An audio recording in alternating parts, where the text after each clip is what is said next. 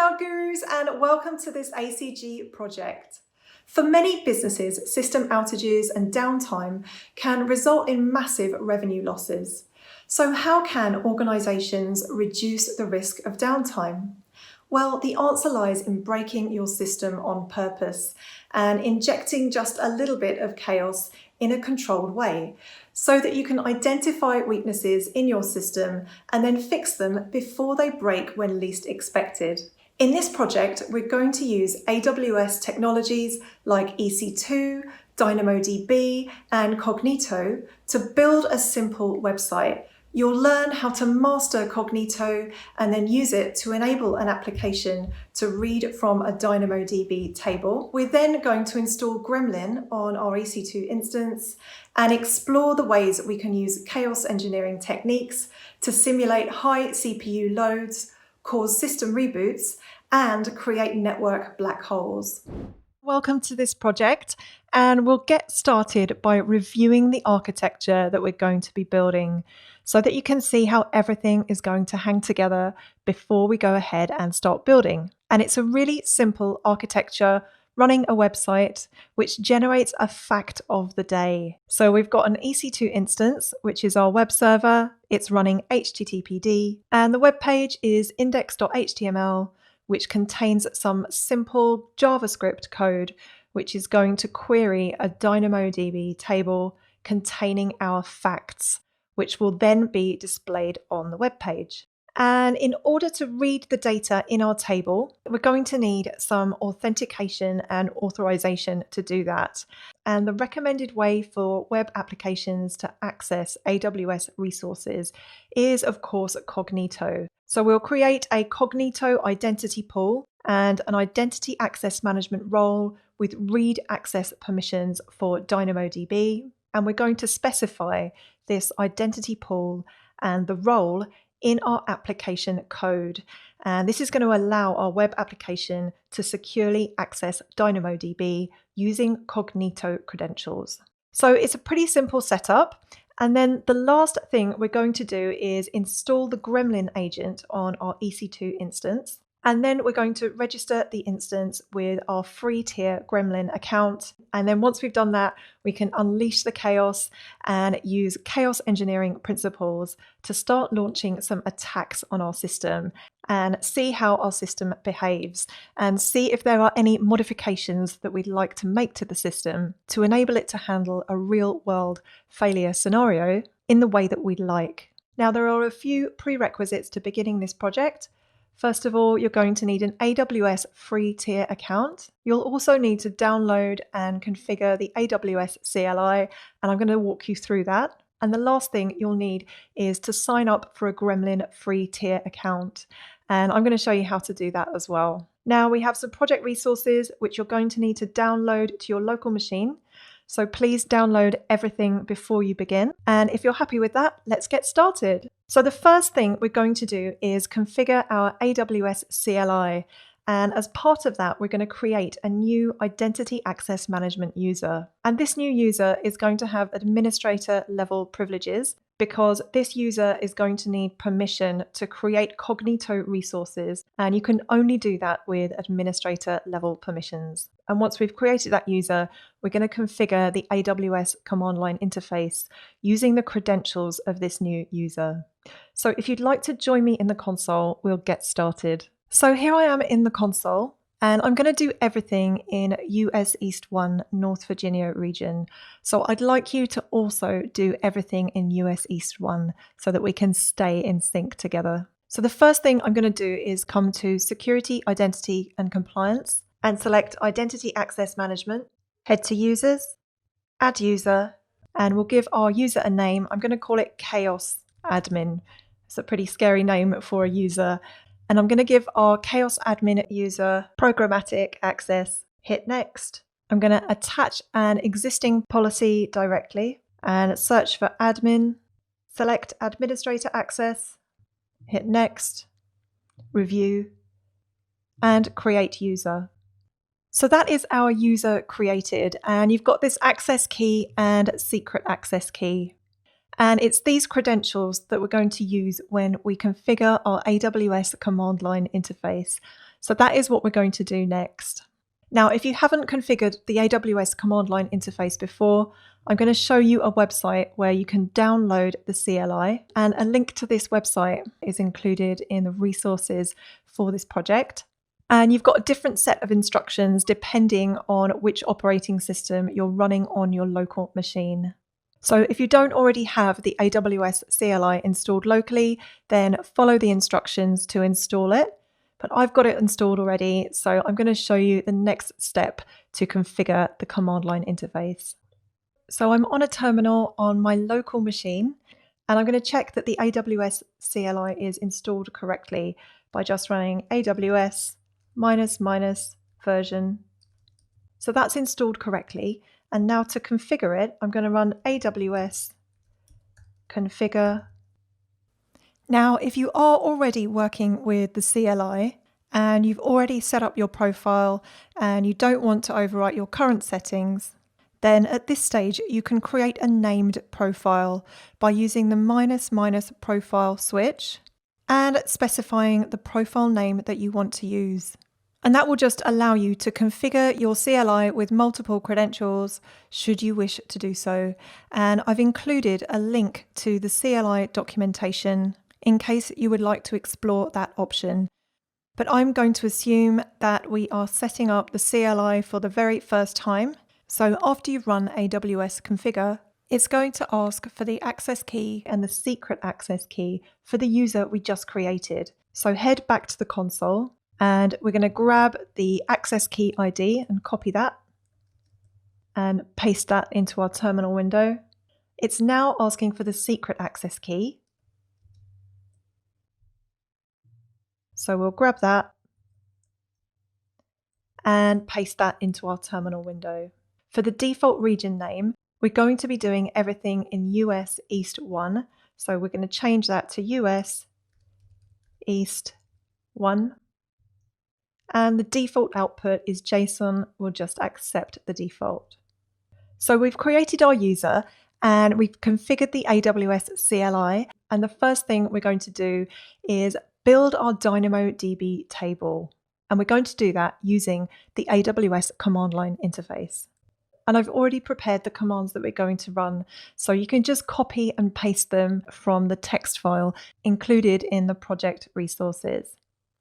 So this is the command we're going to run, and we're going to create a table, and the name of the table is going to be facts, and we're defining a primary key, and the primary key is going to be fact ID, and our DynamoDB table is going to run with a provisioned throughput of read capacity units of 5 and write capacity units of 5. So it's got a very small capacity. So I'm going to copy and paste this command into my terminal window on my local machine. But do be aware, if your local machine is Windows, then these / characters are not going to make sense on a Windows machine. And instead, you'll need to replace these characters with a caret character. And to get that, you need to do a shift and the number 6. And it looks like an upside down V, but it's actually called a caret. And that's not carrot. And unfortunately, it's not carrot either. It's caret with an E. And you might also know it as a circumflex. So if you are running Windows, replace these / characters with this shift and 6 character, and then it should all work for you. But I'm running a Mac, and so that's why I need to use the / character. And it's just a kind of a separation character, which allows you to copy and paste a really long command like this into your terminal. So just copy that command, head to your terminal, and I'm going to paste that command. And if it's worked correctly, you should see this kind of output. Now, the next thing we're going to do is populate our DynamoDB table. And this is the command we're going to use. So we're going to use this DynamoDB batch write item. And then the items we're going to add into the table are contained in this file called items.json. And this is in the resources for the project.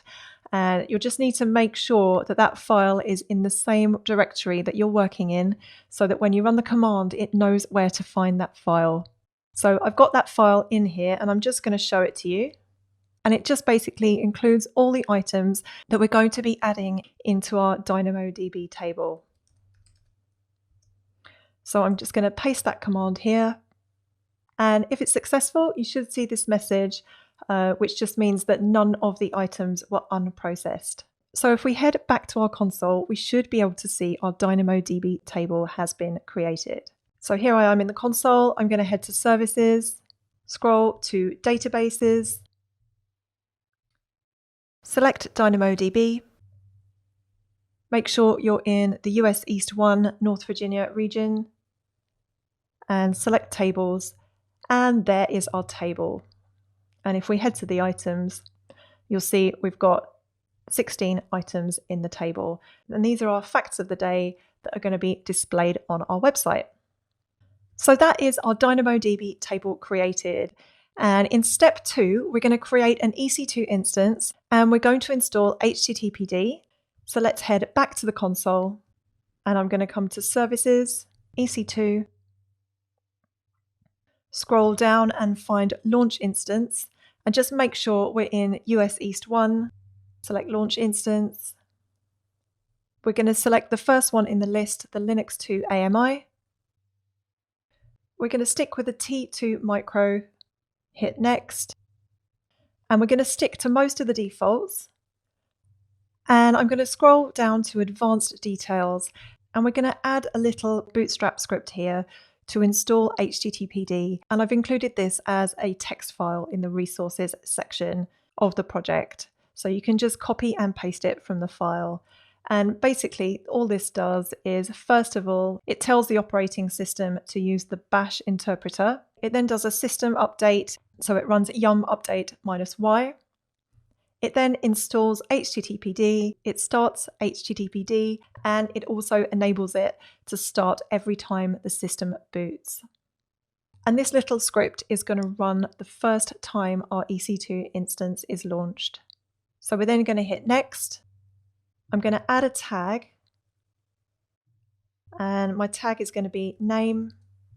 I'm just going to call it Facts Web Server.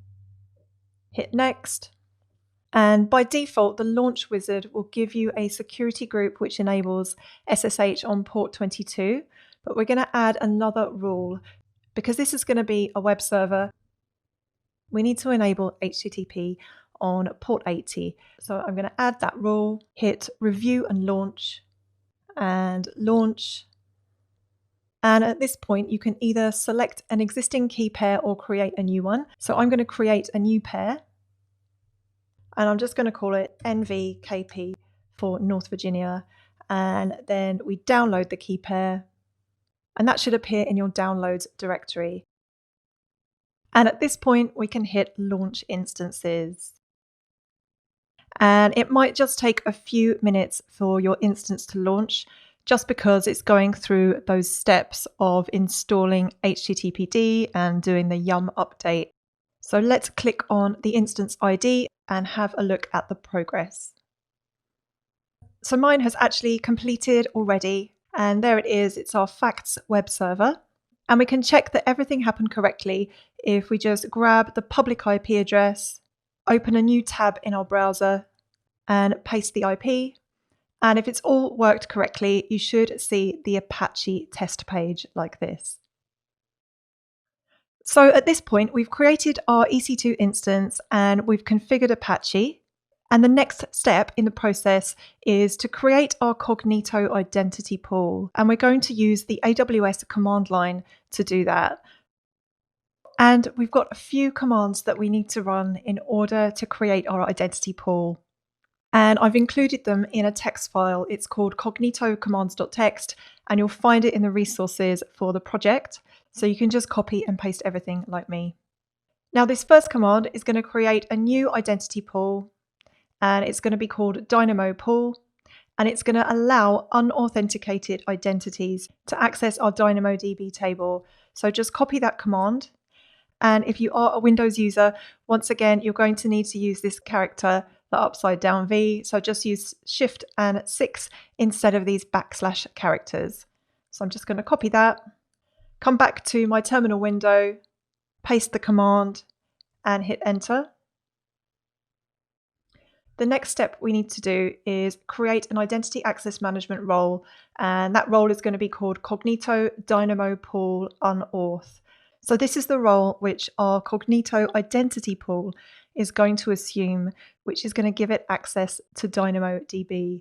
And in this command, we're just creating the role, and we're providing a policy document. And the policy document is called mycognitopolicy.json. And it's in the project resources that you should have already downloaded.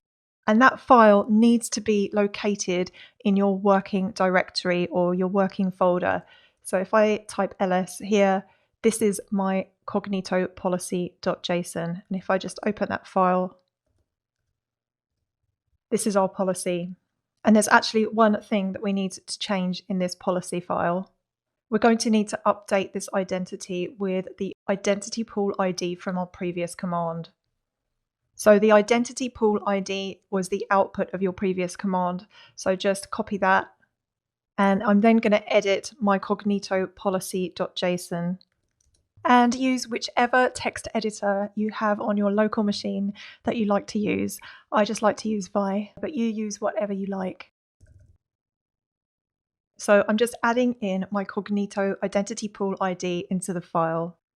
So once we've done that, we're ready to run our command. And it's this command here, the IAM create role command.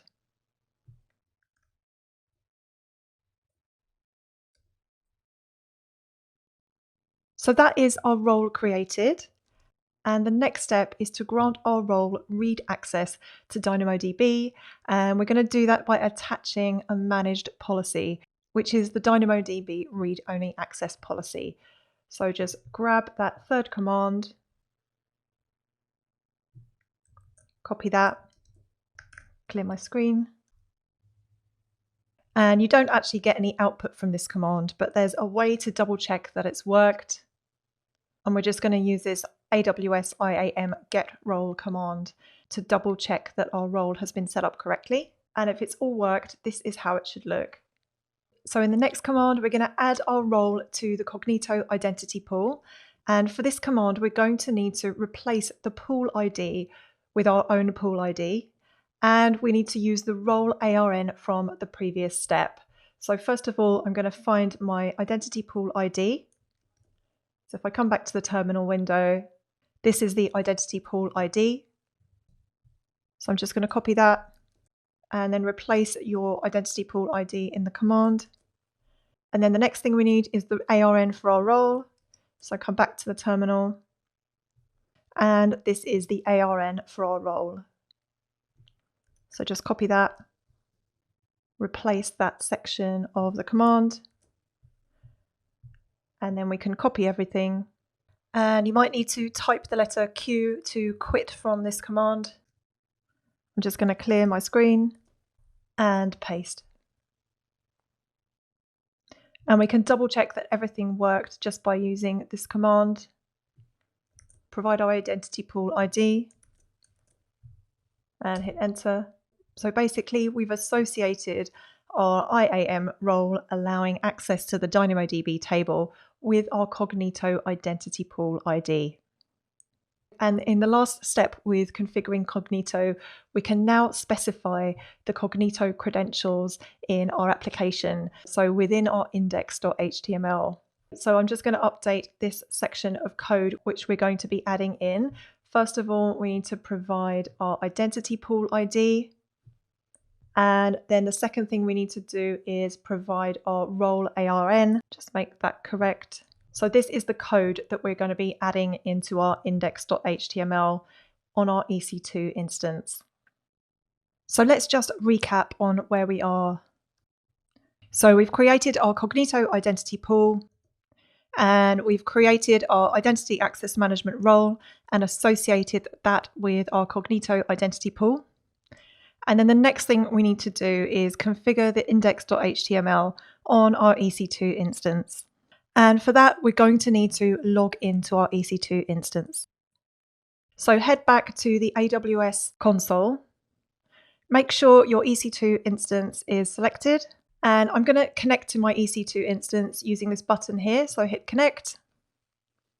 We're going to use the browser-based SSH connection and hit connect. So we are now running a terminal session on our EC2 instance, and there are a couple of files we need to copy over into our var www HTML directory. And we're going to copy those from a Git repository. So the first thing we're going to do is type sudo yum install -y git to install Git. And once that's complete, I'm just going to clear my screen. And we're going to type sudo git clone and the name of our repository. And this is just the repository link that is linked in the resources section of the project. And hit enter. And that should have copied a new directory called ACG project Embrace the Chaos. So if we change directory into that directory, hit ls, and this is basically all the files that exist in that directory. But the ones that we are interested in for our web server are this fact.jpg and index.html. So we're going to move both of those files into our var www HTML directory. So I'm going to type mv for move fact.jpg to var www HTML. Hit enter. We need to be root, so I'm going to type sudo move, and the same again for index.html. And then we're going to change directory to var www HTML. Our two files are in there, and we've got some modifications that we need to make to the index.html. And before I go in and change this file, I'm just going to set the permissions, because at the moment everything is owned by root in this directory. So I'm going to run sudo chown -r for recursive ec2-user ec2-user. So we're changing the ownership to our ec2 user instead of root. Var www HTML. And if this was your production system, of course, you'd want to create your own service account, maybe called Apache or something similar, and have everything owned by that user, including the process and configuration files, etc. But just to make things simple, I'm going to continue to use EC2 user just for the purposes of keeping everything simple. So we're going to edit our index.html, and I'm going to use vi.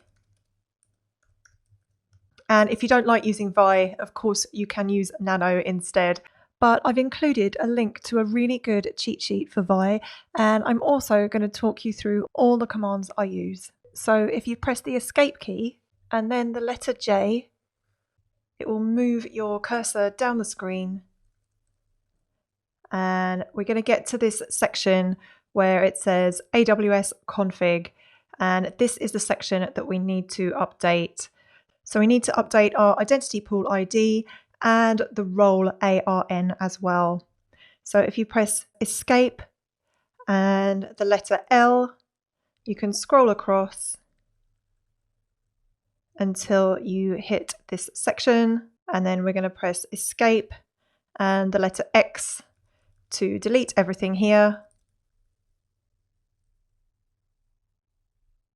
And come back to our commands, and I'm going to grab this part of the identity pool ID, just copy that, come back to our console.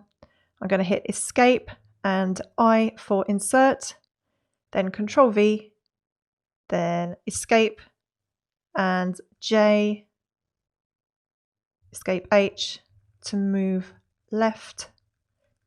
And we want to replace this ARN. I'm just going to delete everything using escape X and come back to our command, grab our role ARN, copy that and hit escape and I for insert, Control V, and that is our file updated. And then to exit vi, we just hit the escape key, colon, W to write, Q to quit, and exclamation mark or bang, and then hit enter. And that is our index.html updated. So now, the moment of truth, we can check that our web server is correctly configured and that Cognito is all in place as well. I'm just going to close our Instance Connect and grab our public IP for our EC2 instance, paste it into a new tab. And there we go. There is our website, our fact of the day generator. And if we click this button here, we can learn an awesome fact of the day. So our website is just querying that DynamoDB table, and it's using the Cognito identity pool and the identity access management role that we created to authenticate and read items from the table. And if you don't like the first fact that turns up, you can just click again and get a different fact. And of course, these are internet facts, so you can take them or leave them, and you can decide for yourself whether they are really true or not. So let's just check in where we are in the process. So we've updated our index.html with our Cognito credentials. And the next thing we're going to do is install the Gremlin agent, and then we can have some fun unleashing chaos on our system.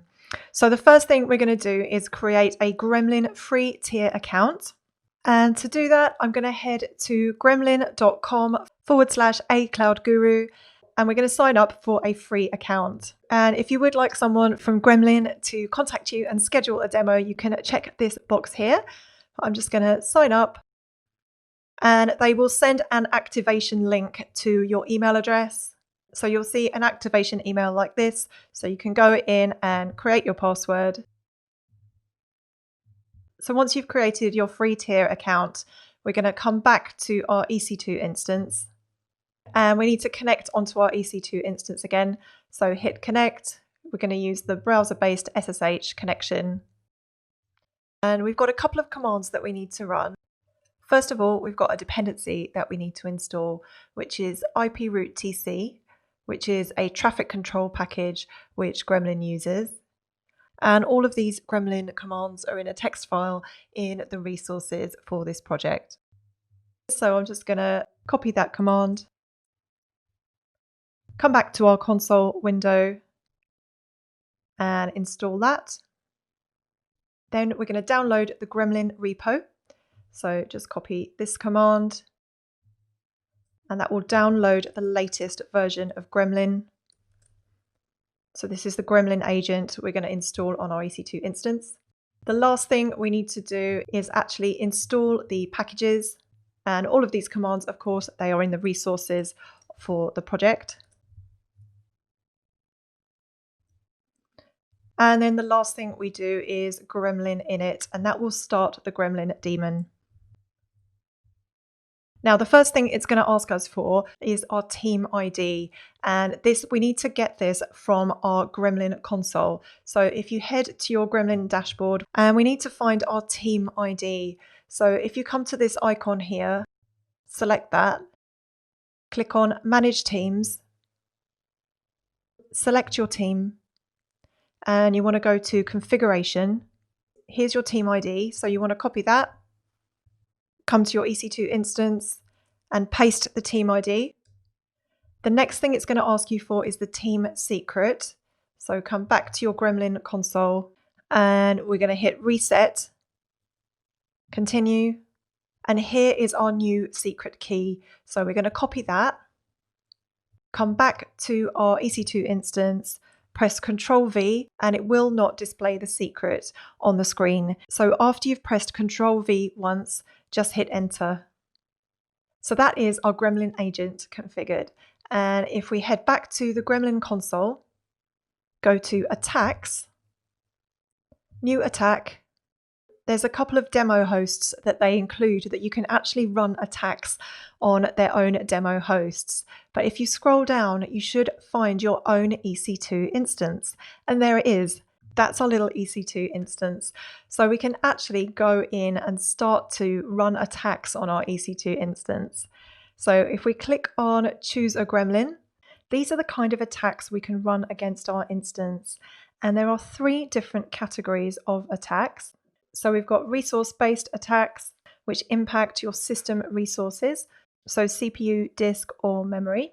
And some of these attacks are locked, because they're not included in the free tier. But the free tier definitely includes enough attacks for us to get a really good feel for chaos engineering. We've also got state-based attacks, which allows you to shut down your system or kill processes and even change the system time, which could impact a lot of applications. And you've also got network-based attacks as well, which allows you to introduce some chaos at the network level, so blocking traffic, adding latency, or dropping packets as well. Now, the whole point of chaos engineering as a discipline is not simply to create chaos in a random way. It's more about injecting failure with a controlled, systematic, and thoughtful approach. And the way I see it is that it's almost an evolution of traditional disaster recovery or business continuity type testing. So we're using thoughtful, planned experiments designed to teach us something about the way our system behaves when something goes wrong. And this is going to help us identify weaknesses and problems in our system before they become system outages and wake you up in the middle of the night. And many years ago, when I was a systems administrator, that was really one of my least favorite parts of the job. You know, getting woken up at 3 a.m. because we had a system kernel panic and a host ended up rebooting itself, but the application didn't start up correctly. And then you've got to get everything working again at 3 a.m. before everything starts in the morning. So the idea is that by testing proactively, we can validate any assumptions that we have around the way our system is going to behave. And if we discover a problem, then we can use this knowledge to make our systems a lot more robust. And I'd like you to keep that in mind when you are designing and implementing your attacks as part of this project. So now let's have some fun unleashing some chaos on our website and see how it behaves. So we're going to start off with a CPU attack. So select the resource category and select CPU. And you can define the length of the attack in seconds. And I'm going to change that to 300, so 5 minutes, to give us time to see the impact of the attack. You can define the percentage of CPU to consume on each core, and I'm going to set that to 95. I'm going to make sure all cores are selected and unleash the gremlin. And in a few seconds, we should see it starting to work. And you can actually see it in real time if you head to your EC2 console, make sure your server is selected, hit connect, and we're going to connect using the browser-based SSH connection. And I'm going to run the top command. And top's a great command. It gives you a real-time view of all the processes running in your system, as well as the proportion of CPU being used. So we can see the CPU is being really heavily loaded. And let's just check if our website is still responding. So let's refresh our website. Maybe it's a little bit slow.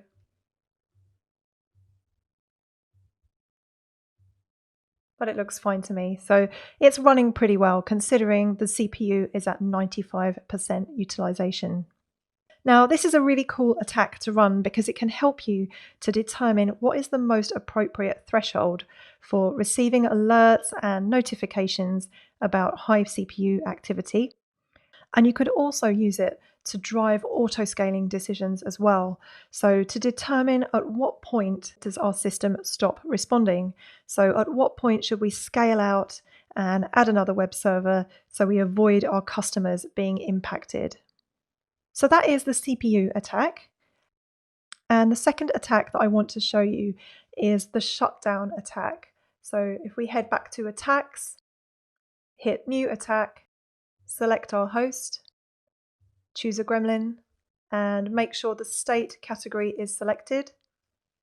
Select shutdown, and you can set the number of minutes to delay before shutting down the system. I'm actually going to set that to 0 so it shuts down immediately. And unleash the gremlin. And this is a really good one to use to check that your application comes back up as expected following a system reboot. And you could also use it to check whether your load balancing is working as expected as well. And for more complicated applications, so maybe an e-commerce website or something like that, you might want to understand how your application is going to deal with in-flight transactions or see if customers lose their session data when the system reboots. And for really complex systems, this kind of attack can also help you to identify dependencies which exist between your systems, which you may not even be aware of. Now, our system is pretty simple. So the main thing that we're looking for is that the application comes back up cleanly. And once the system has rebooted, can we still access the website? So I'm going to head back to my EC2 console. I'm going to connect to my system again. And I'm just going to run a command called uptime just to check that the system has rebooted. So it looks like it's just rebooted a minute ago. So let's head back to our web browser. I'm going to reload the page and it looks like everything has come back up as expected. Now, the last attack I want to show you is the network black hole. So I'm going to head back to attacks, new attack, make sure our host is selected, choose a gremlin and select network. And it's called a black hole because nothing can get through it. So it drops all network traffic based on the criteria that you define. And once again, I'm going to define the length of attack as 5 minutes. And you can impact traffic based on a number of different criteria. So based on a specific IP address, based on a specific network interface, based on host names, on ports, and even based on service provider. And this is really interesting. They've actually pre-configured all of these endpoints for you. So you can base your attack on one of these. So entire AWS regions and services, so things like API Gateway, you've got DynamoDB, S3, EC2, etc.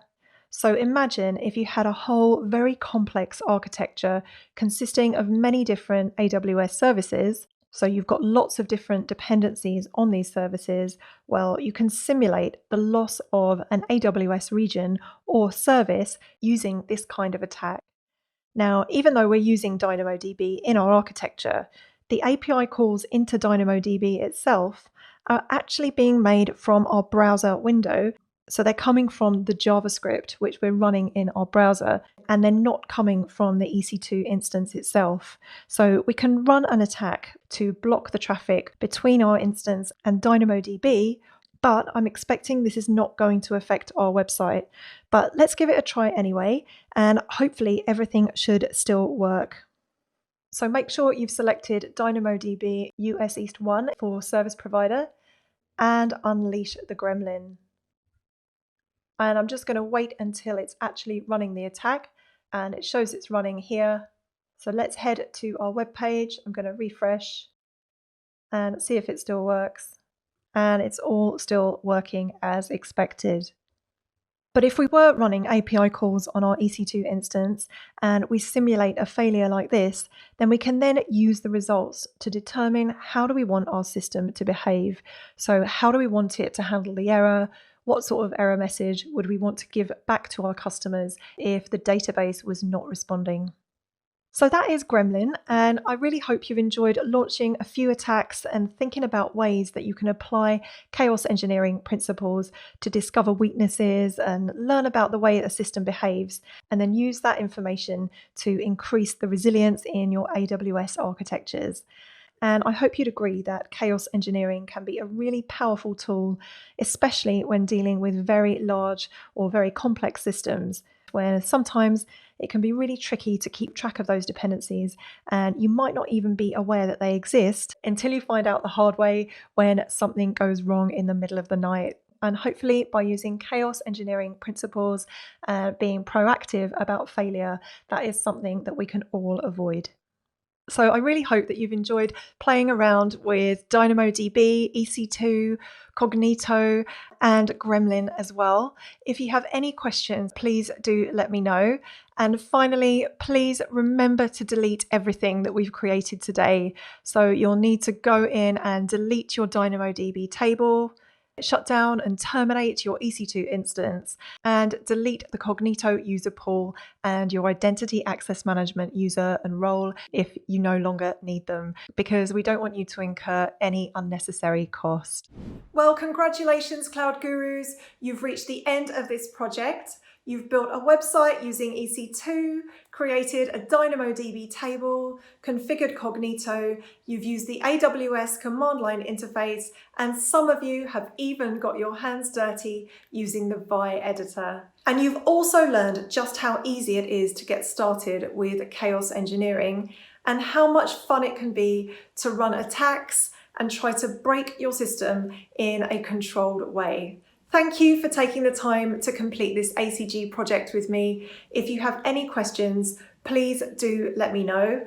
Otherwise, have a wonderful rest of the day. Keep being awesome, Cloud Gurus, and I'll see you next time.